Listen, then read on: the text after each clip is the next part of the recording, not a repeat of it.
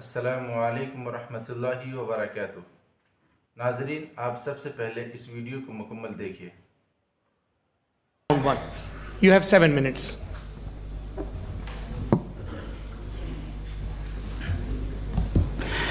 Thank you very much Javed صاحب، آپ کی بات کو سن کر بڑے محظوظ ہوئے ہیں ہم لوگ۔ محظوظ، do you understand? We enjoyed.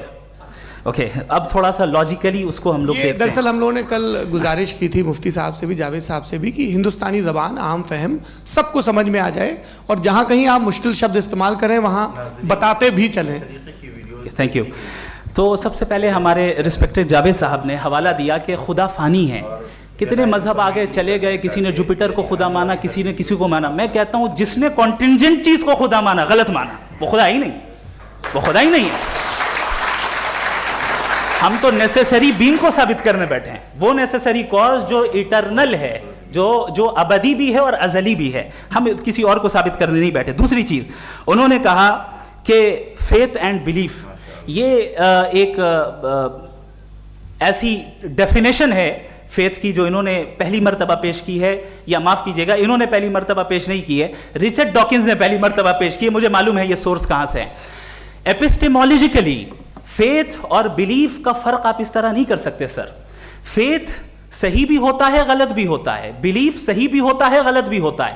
جو لاجک، ریزن اور ایویڈنس سے بیکڈ ہوگا وہ فیتھ صحیح ہوگا، اور آپ جس فیتھ کی بات کر رہے ہیں کہ ان لاجیکل ہے اور اس کے پیچھے نہیں ہے، تو we are on the same page.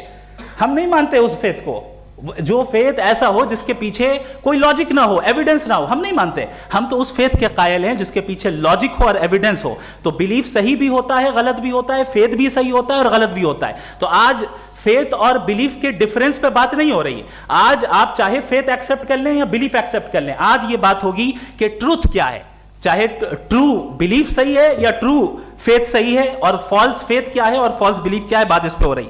دوسری چیز انہوں نے پوچھا اسٹوپیڈیٹی پھر کیا ہے؟ اگر فیتھ ریلیجن اسٹوپیڈیٹی نہیں ہے تو اور کیا ہے؟ چونکہ فیتھ کا مطالبہ کرتے ہیں تو اسٹوپیڈیٹی کیا ہے؟ میں کہتا ہوں اسٹوپیڈیٹی ایتھزم ہے۔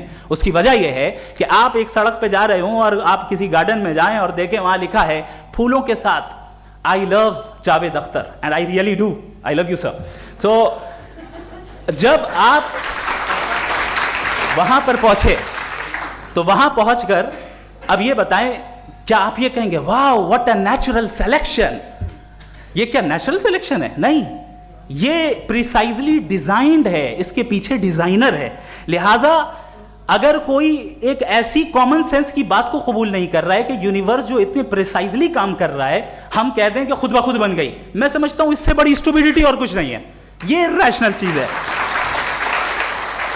پھر ہمارے سر نے کہا کہ آپ نے بال پہ فوکس کیا، آئی لینڈ پہ فوکس نہیں کیا۔ ارے آئی لینڈ کو کس نے بنایا یہی سمجھانے کے لیے تو بال کی مثال دے رہا ہوں۔ اور بال بھی کانٹینجنٹ ہے، آئی لینڈ بھی کانٹینجنٹ ہے، دونوں نیسیسری بینگ کا مطالبہ کرتے ہیں۔ آگے انہوں نے کہا کہ نیچر میں کوئی انصاف نہیں ہے، ہم ڈیسائیڈ کرتے ہیں کہ موریلٹی کیا ہوتی ہے، انصاف کیا ہوتا ہے، ہم ڈیسائیڈ کرتے ہیں۔ جیسے ڈرائیونگ سیٹ میں ٹریفک والا، یہ تو کسی خدا نے نہیں کہا، یہ ہے، اسے کہتے ہیں فالس ایکویویلنس، یہ ایک لاجیکل فیلیسی ہے۔ آپ نے جو ہے مثال دی ڈرائیونگ کی اور ٹریفک کی، یہ سبجیکٹو موریلٹی ہے۔ آپ سبجیکٹ